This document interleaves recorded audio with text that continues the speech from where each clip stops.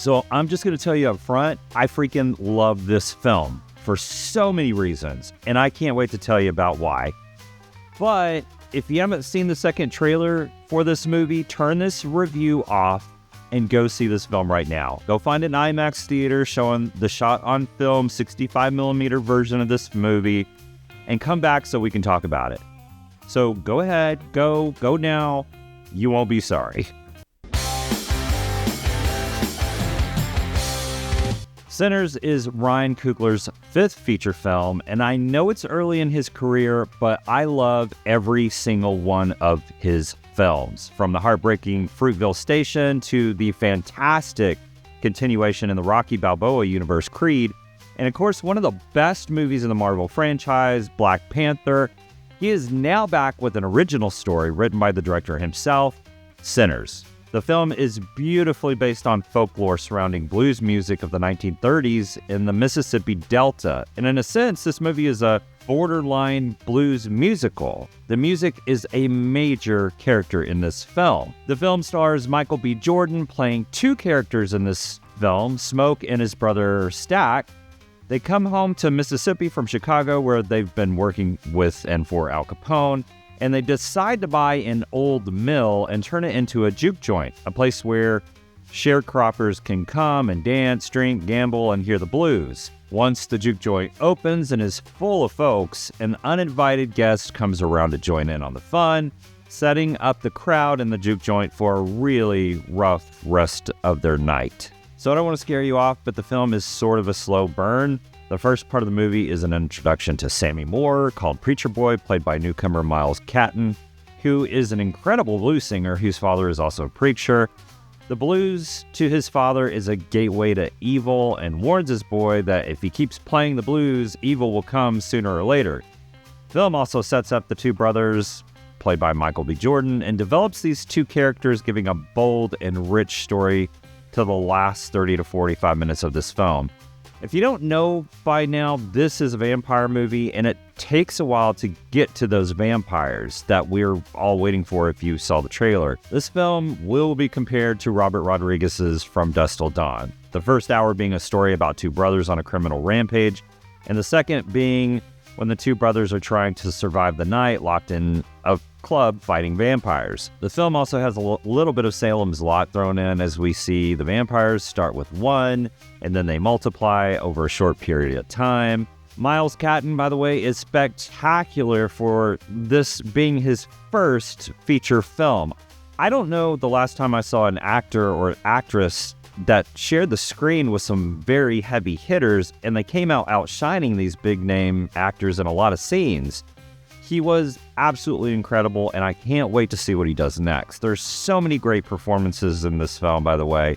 Michael B. Jordan obviously was fun to watch, playing two characters interacting with each other on screen that made the brothers different in a way that was noticeable, but not over the top in a comical way. They trusted the audience intelligence to see the sometimes subtle differences between the two characters in a way that in real life sometimes you can't tell twins apart until you can. Jordan does an amazing job making each scene feel very authentic, where I believed after 20 minutes that they were two different people on screen.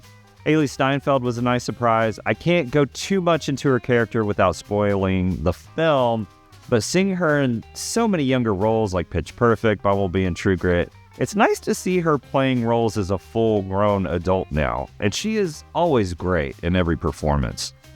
One of the biggest surprises for me in the film was Delroy Lindo as the blues harmonica-playing Delta Slim. I mean, wow. I wanted more and more and more screen time with Delta Slim. I enjoyed every scene that he was in, and he brought an element to the film that heightens the movie and brings it over the top, like that cherry on top of a milkshake.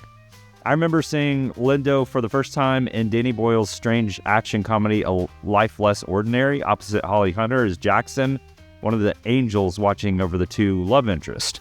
It wasn't the best movie in the world, but at the time I loved it. But something about his performance in that film was so endearing and really stuck with me when I was younger. He may be, in fact, my favorite character in this film. Jack O'Connell plays a fantastic Irish version of the vampire character, and sings a hauntingly beautiful version of what I think was an Irish lullaby. I wish I could remember the name of the song.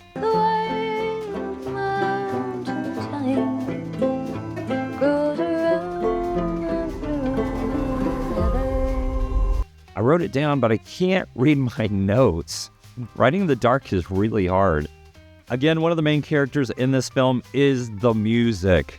There's beautiful blues music that I loved, performed by Miles Canton, and it hits you hard. Will somebody take me? Canton had to learn how to play blues guitar in 2 months with the help of Randy Boland.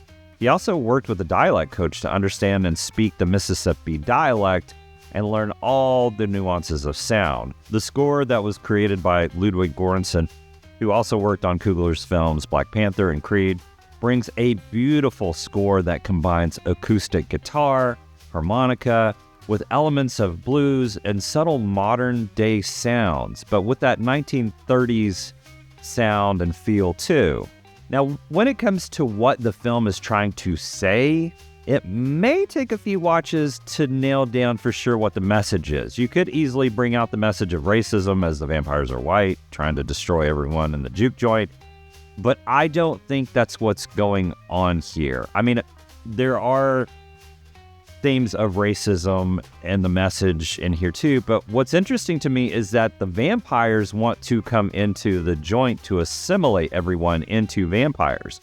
Not because of race, but almost like they want to embrace the culture and take it over to make it their own. They talk about how they want to come in and play music too, and when they start turning others from the juke joint into vampires, they are all dancing in a circle outside, singing together.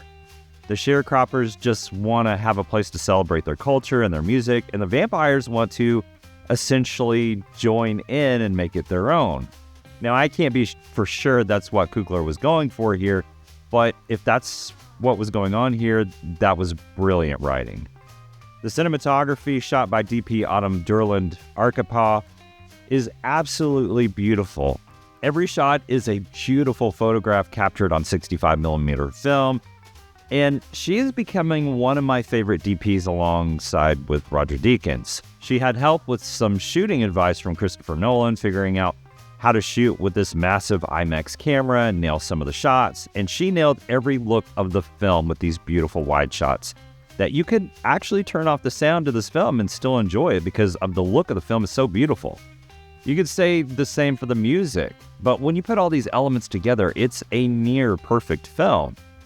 The film has a very important end-credit scene that is the epilogue of the film, and if you walk out when the credits roll, you are not going to get the complete story of this film, and the closure that you'll need after what you think is the end.